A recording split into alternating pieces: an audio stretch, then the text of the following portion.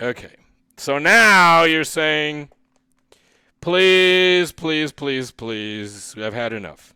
No, you have not. So let's do this. Let's do demand and supply. So I have a demand curve, the supply curve, the quantity supplied equals minus 5 plus 3p, right? If we look at supply curves, they look like that. So they start negative and then they go up. And the demand curve is 10 minus 2p.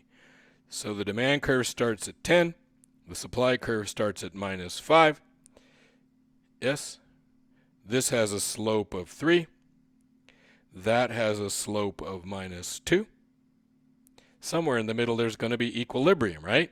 Equilibrium would mean the quantity supplied equals the quantity demanded. Yes? Yes? Okay.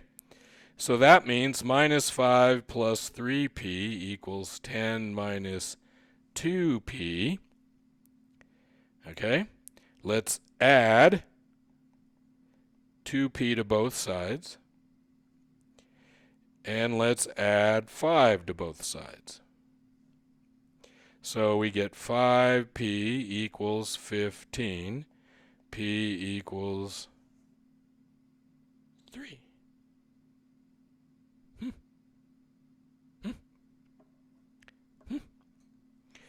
Did we do that right? Well, 3 times 3 is 9. Minus 5 plus 9 is 4. And 10 minus 6 is 4. Put 3 in there and 3 in there. And 4 is equal to 4. So the equilibrium price is 4, right? Price and quantity. What's the equilibrium quantity? Whoop. Sorry, I screwed that up. Did I screw that up? Price is 3, quantity is 4. Okay?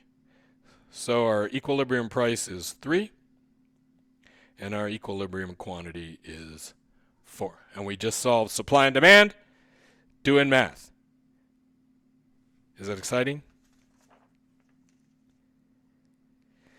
Okay. Yep. Yep. Now, let's generalize that, he said. So let's just say the quantity demanded equals A minus BP.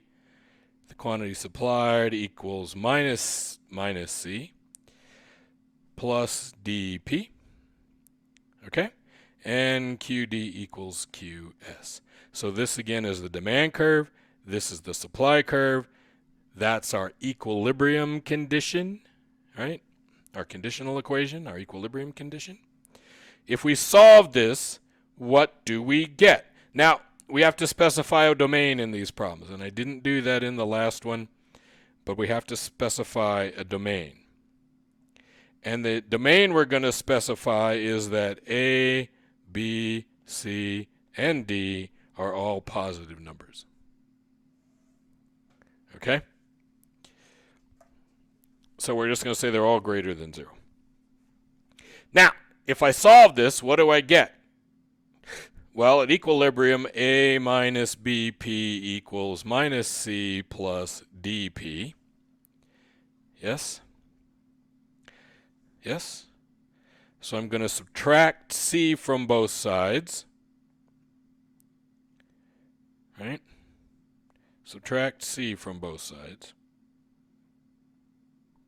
I'm going to add C. Sorry. I'm stupid.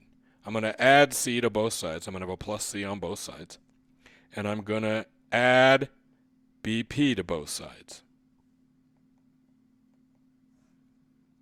Okay? So those two cancel out.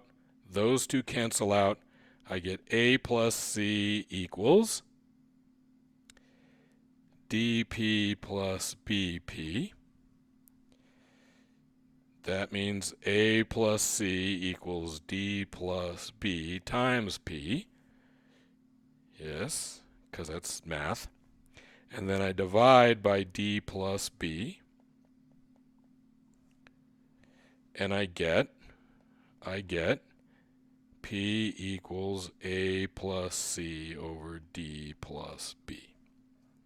You're like, what? Well, this is the way economists work. Because what have we just learned? These two numbers are the y-intercepts. So if I make the y-intercepts bigger, I make the price bigger, given the slope. If we hold the slopes constant, increasing the y-intercepts, yeah, it's good for us. The slopes, if I hold the y-intercepts constant, the slopes, increase in the slopes makes price go down. It makes you all tingly, doesn't it? So here's supply and demand. Let's say demand starts up here. Let's worry about demand. Well, it says if I increase, this is A, right? If I make a new A that's higher up and leave the slope the same, the price should rise. Okay? Now, if I change the slope, yes, and make the slope is B, right? On demand, the slope is B. If I make that number bigger, this line rotates this direction as I make that number bigger, and the price will go down. So we are able to predict what's going to happen on our graph by looking at these numbers. And you're saying, well, I could have done that if you... Yes, but this is only two-dimensional.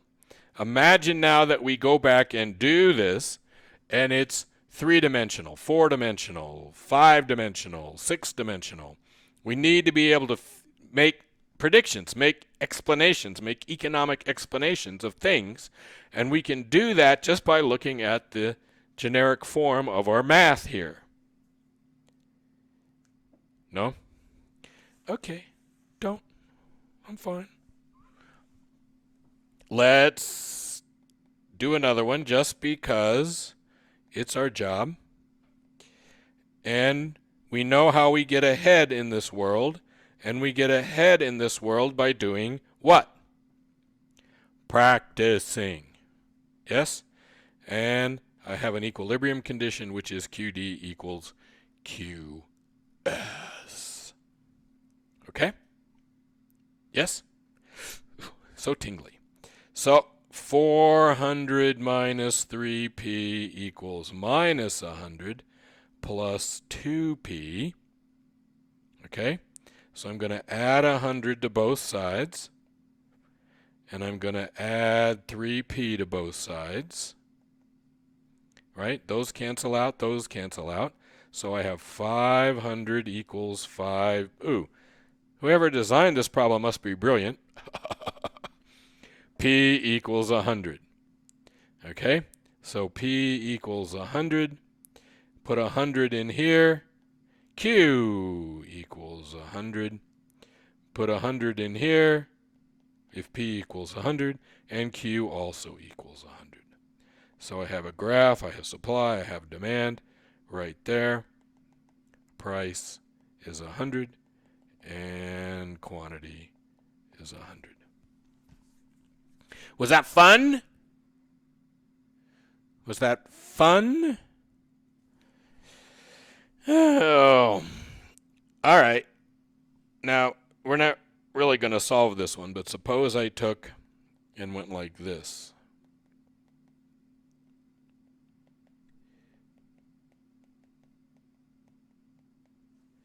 Where T is a tax that we put on the market. Oh, you're like, no. So let's just take T as a constant, okay? T is not a variable. T is just a constant. It's $1 or $5 or whatever, right? So can we solve this still?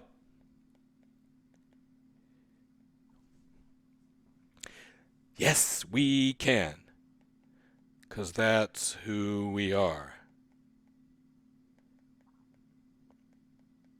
So now what I have to do over here is add 100 minus t to the 400.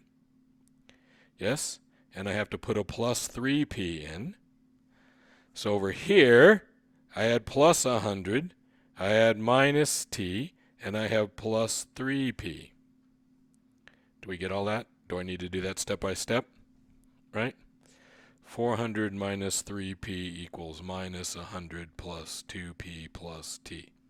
So first I subtract t from both sides, and I get 400 minus t minus 3p equals minus 100 plus 2p. Then I add 100 to both sides, and I get 500 minus t minus 3p equals 2p. And then I add 3p to both sides, and I get 500 minus t equals 5p. Got it? Okay, so that's what I get over here is 500 minus t equals 5p. So p equals 100 minus t over 5 is my price.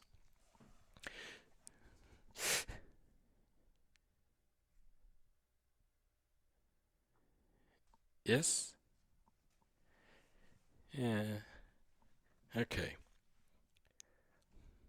Now I can say, look, the bigger t is, the smaller p is.